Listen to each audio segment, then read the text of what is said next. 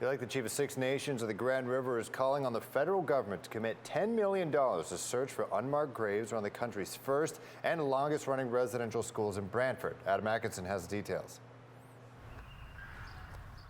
This building is now the Woodland Cultural Center, but it has a long history as a residential school called the Mohawk Institute. And now, with 104 graves found near a residential school in Brandon, Manitoba, many believe there are similar graves at all 139 residential schools in the country, including here. It's going to be hard to hear because the amount that might be found once they start doing the investigations at all 139 schools.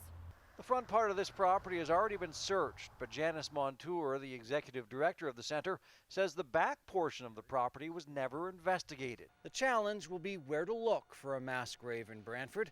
The Mohawk Institute was built in the early 1900s after two other residential schools down the road were burned down by students. They're going to have to search behind the building for sure, but also keep in mind that this was the third building of this residential school, so there are previous sites that are further up the street that would need to be also examined.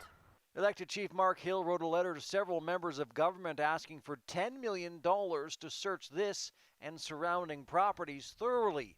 He wrote, "The costs will be high to do this right, and you and I are obligated to do what needs to be done to find those lost little ones." I think what's going to be found is going to be horrific. Montour says the Mohawk Institute ran from 1831 to 1971.